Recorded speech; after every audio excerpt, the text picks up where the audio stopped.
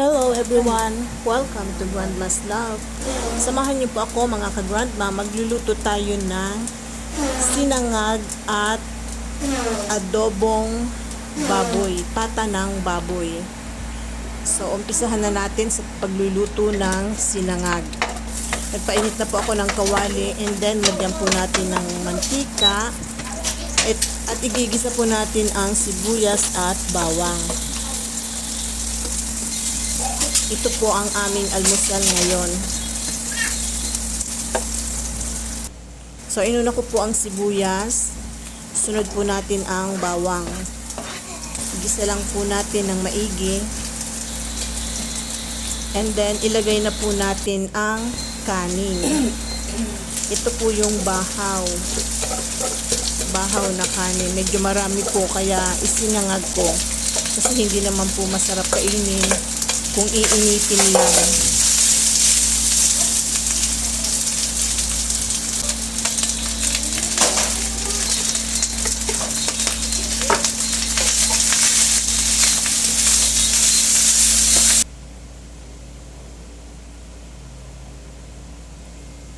Haluin lang po natin ng maigi.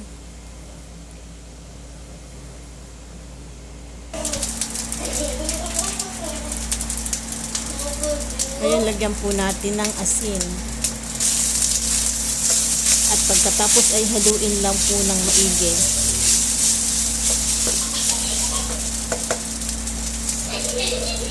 So, pwede na po itong ihanguin at iserve.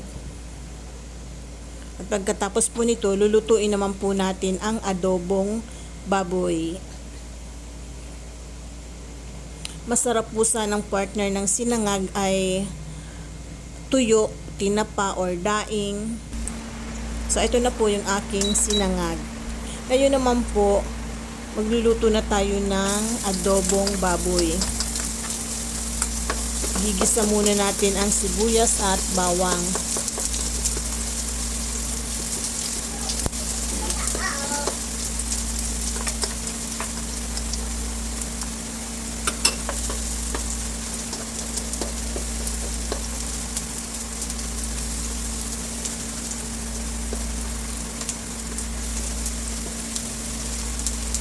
Ayan, ilagay na po natin ang pata ng baboy.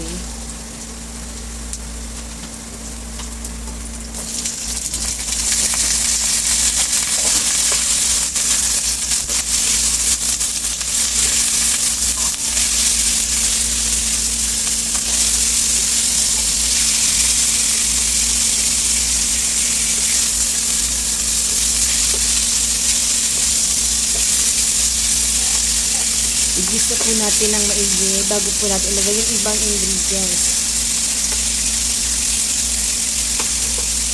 Ngayon, lagay po natin ang pamintang buo, pamintang durog, dahon ng laurel.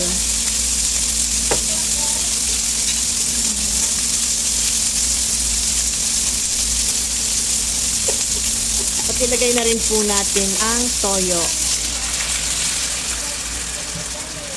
Maglalagay din po tayo ng tubig para po lumambot ang ating baboy.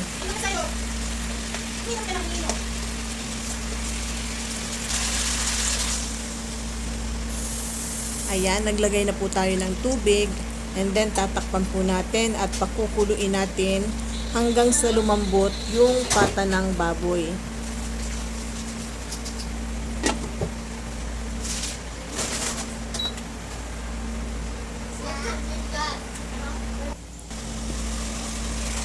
So, ngayon, malambot na po ang pata ng baboy. Lalagyan naman po natin ng suka.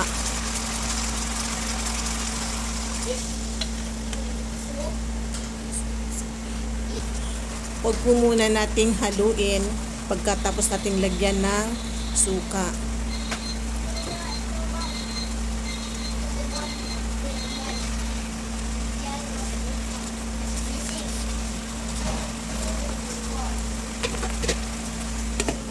Takpan po natin at hayaan natin kumulo. And then, kapag after mga 2 minutes, ilagay naman po natin yung brown sugar. Pangbalanse po ng ng timpla.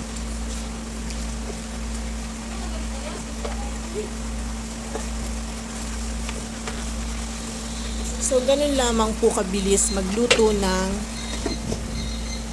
adobong pata ng baboy at sinangag. So, ready na po ang aming almusal. Sana po nagustuhan niyo ang video na to at huwag po kalimutang mag-like, share, comment, and subscribe. Ready na po ang aming almusal. Luto na po ang fried rice, ang sinangag at ang adobong baboy. See you again on my next video. Thank you for watching. Bye! Ito na po ang aking adobong pata ng baboy.